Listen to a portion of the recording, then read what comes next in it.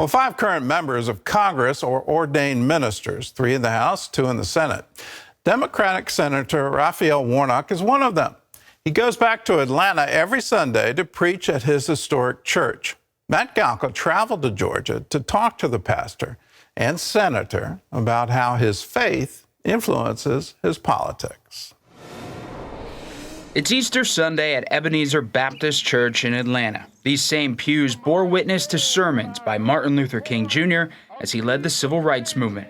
Still to fight on. The church is close to politics once again, as the senior pastor of Ebenezer is also Georgia's junior senator. We will certainly be united with him in a resurrection like his.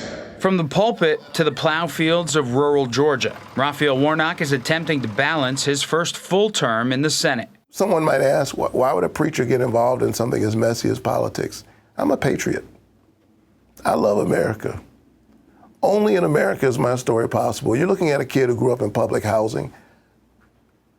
I serve in the United States Senate. Warnock is battle-tested. His recent re-election victory over opponent Herschel Walker needed a special runoff election to decide the outcome. It was the second time Warnock won under the circumstances in the past 2 election cycles. He won a special election in 2020 to become Georgia's first black senator and the first Democrat elected to represent the state in the Senate in 20 years. While the political victories raised his profile, government wasn't always part of the plan. I'm a Matthew 25 Christian. In as much as you've done it unto the least of these, you've done it unto me. When you feed the hungry, when you clothe those who are naked, when you visit those who are sick and in prison. And so that's the work that I've tried to do as a pastor. And what I found out is that over time, my ministry at Ebenezer Baptist Church took me into the public square. Warnock says his faith drives him when advocating for things like racial justice, reducing gun violence. As a pastor, I'm praying for those who are affected by this tragedy, but I hasten to say that thoughts and prayers are not enough. And expanding health care. He helped get the price of insulin capped at $35 for Medicare recipients as part of the Inflation Reduction Act passed last year. He's now trying to extend that to people with private insurance. Warnock and Oklahoma Republican Senator James Lankford are the Senate's only 2 ordained ministers.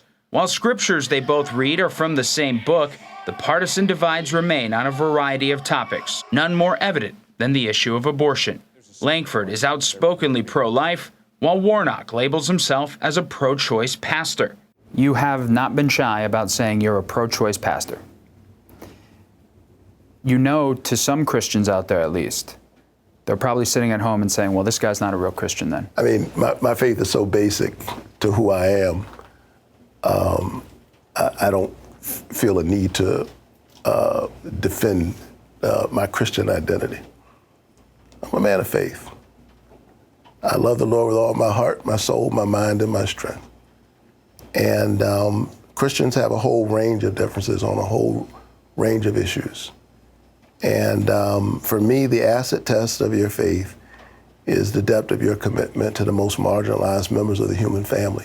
Do you find it hard as a pastor to find a biblical defense for being pro-choice? Oh, my stance as a pro-choice pastor is not in spite of my Christian identity, it's because of my Christian identity. I believe in human agency and I believe in choice. I have a deep reverence for life, profound reverence for life. And I have a respect for choice.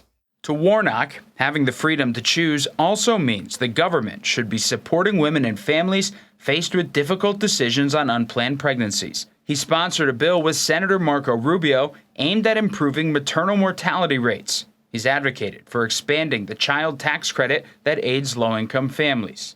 Senator Rubio and I don't agree on the reproductive choice question. But if the issue is life, what we both recognize is that this country's maternal mortality rate is criminally high. And it's something we can actually do something about. If a member of your congregation came up to you and said, well, Pastor, Senator, I like you a lot. I like what you have to say. But Psalm 139:16, I knew you before you were born. I just can't get with you on that pro-choice, pro-life debate. The question is, whose choice is it? And I still believe that a patient's room is too small and cramped a space for a woman, her doctor, and the United States government.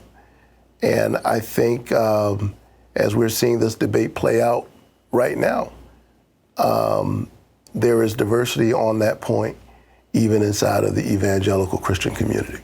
Warnock has proven so far his brand of sermons and service can win in a new political battleground in Georgia. It's not too early for pundits to toss his name around when talking about future presidential candidates, but it is too early for him to consider it right now. So a pastor is in the Senate. Could a pastor be in the White House? I think so. Look, we need all kinds of people serving in all kinds of places. But right now, I'm focused on serving the people of Georgia, and I still, every few days, pinch myself. I can't believe I get to do this work. And I'm looking forward to serving the people of Georgia for a long time. In Atlanta, Georgia, Matt Galka, CBN News. That's an inside look at Senator Warnock, probably a look you're not going to see on any other TV program. I obviously disagree with him on pro-life.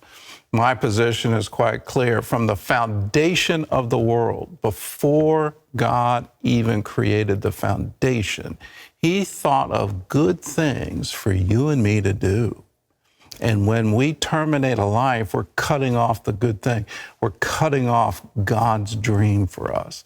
Let's have a culture where we encourage motherhood. Let's have a culture where we celebrate it, where we support it, where we provide the finances for it, where we help women in their time of need, and we help them not just in their pregnancy, but we help them raise their kids. Wouldn't that be wonderful? Can we all come to agreement on that? That's an America I want to live in. That's an America I want to give to my children and now my grandchildren. Wouldn't that be wonderful? Could we all come to agreement on that?